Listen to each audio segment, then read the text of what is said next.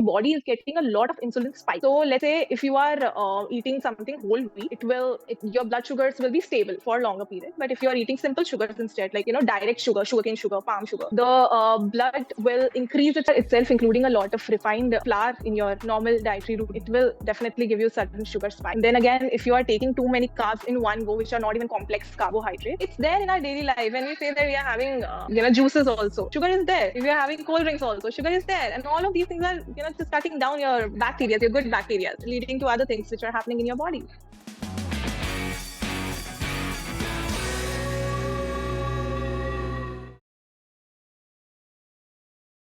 Could you tell us the food that one should stay away from if somebody is trying to get pregnant? So yeah, definitely. There are certain foods which somebody should stay away from. One we already mentioned is your processed food, considering the bakery items, having bad fat, high amount of sugar, simple carbohydrates. It's not going anywhere if you keep on consuming that.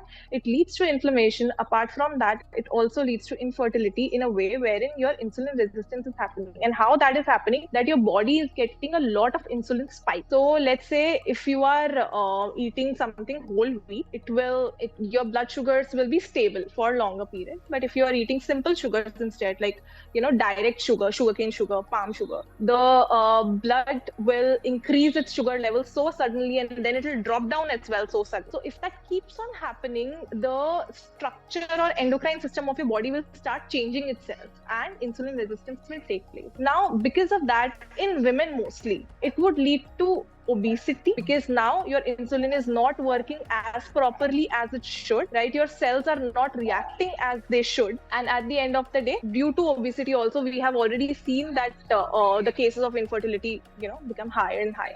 Then another thing would be smoking and alcohol. If you are already pregnant, first thing, you shouldn't be consuming any alcohol. I wouldn't really suggest that, because it could lead to birth defects. Then we would mention that there are a few other things like too many starchy foods you are getting nowadays in the market, pop tarts and everything should not be consumed there. So a lot of unhealthy food around us, and it gets more challenging to pick the right food to eat. So when you talked about sudden sugar spike, and you mentioned sugarcane juice or palm juice, what are the everyday food that gives us sudden sugar spike apart from the bakery food and everything? So if you are itself including a lot of refined flour in your normal dietary routine, it will definitely give you sudden sugar spike. And then again, if you are taking too many carbs in one go, which are not even complex carbohydrates, like potato starch, yam starch, anything that is having any kind of sugar, consider it coconut sugar or sugarcane sugar or palm sugar, everything which is high in sugar will increase your sugar level so suddenly, and it will drop as well, because now your body has absorbed all that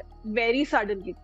Okay, so now your body gets a response that my blood sugar are very high, and I have to get it digested very soon. And so suddenly it's getting digested or getting accumulated in terms of fat. So it's right there in your arms, it's there in your stomach area, abdomen area, in your thighs area. So all of this should not be consumed that often. If you want to, that's fine. Having once in a while, if you're having a donut, it will not harm you at all.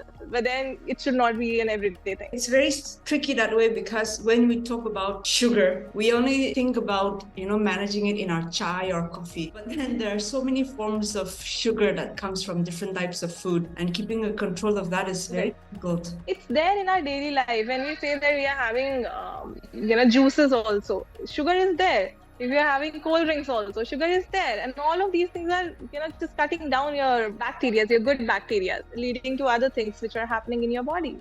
And it's not good for, not in fact your reproductive health, but anything. Which is what I want to talk about. Processed food. I was told by a doctor that when you eat processed food, your level will drop down immediately.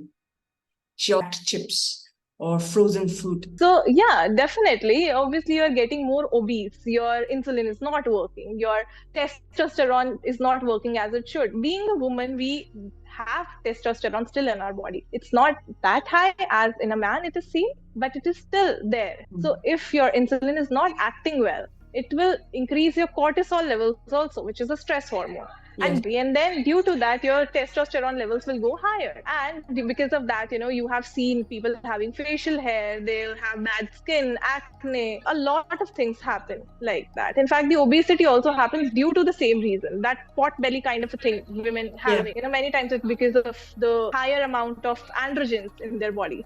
So yeah, cortisol level. I was looking at the video last night, I think, and this doctor was mentioning that in India we see an increase in cortisol level, and that's why young people who are healthy, who are working out, are suffering from heart attacks. And therefore, what is your take on that? Okay. India is a fast growing economy. So basically, the fastest growing of all of them. And for that, the young people are working. We are working 24/7. We are right there on the screen every time. Yes. We don't have time for ourselves. And because of that, obviously, when the stress is increasing, cortisol is the hormone which comes in the picture when you have chronic stress, not when you have acute stress. So there are two kinds of stress. When you have acute stress, the adrenaline hormone will take up and you have a fight and flight response. While if you are having chronic stress, it's just happening, keeps on happening, you come into a survival mode. And because of that, the cortisol levels always stay high. So when they are always high, it is leading to other disturbances in hormones. See, the God has made us very carefully, wherein we have a specific amount of hormones for everything, for every function, whether it's a woman or a man. But if one of them gets, fluctuated, it goes higher or lower, definitely the other hormones will also get impacted because of the one hormone. We are a beautifully designed people, and we take our body for granted. Exactly. Not only that, you said that due to cortisol level, the heart attacks are happening. It's the reason why hypertension is happening. It is the reason why diabetes is happening. It is the reason why even our eyes are getting impacted. And if you remember, in 2020, it was a major reason why Corona was happening. If you remember, they said that obese people have higher chances of having Corona, right? So if you are already having higher amount of cortisol, definitely chances are that you will get fatter soon.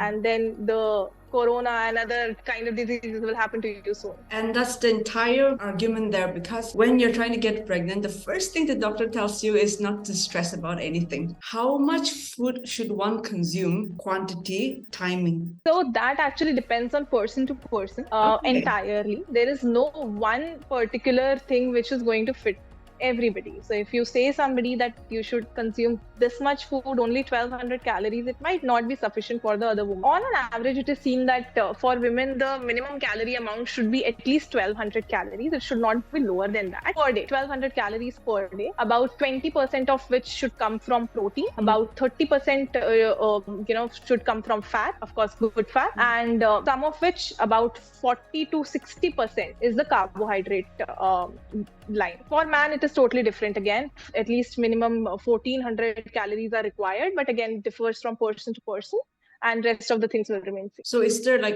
timing also will differ from person to person due to our biological clock and due to our work schedule, but it's advised that we eat dinner well before our bedtime. So yeah, being a dietitian myself, I ask my users or clients to have dinner at least around 7 o'clock. Don't have it after that. First reason would be that your body doesn't have that much time. If you're taking too large of a meal and you are sleeping pretty early, then your body doesn't have much time to digest it, even though the entire digestion process happens when you are sleeping. So on that note, if you are taking dinners late and then you are sleeping, you are actually not giving your body any time to just sit there and relax and to digest the food properly. You need to give at least 2 to 3 hours of gap between your dinners and your nighttime routine. When it comes to the daytime, it is said that your insulin is mostly active in the morning time more than it is active in the night time. Biologically itself, one of the reason why that happens is because you were starving for very long when you were sleeping. You didn't have any. So your body requires food as soon as you get up. So you should have a big breakfast, then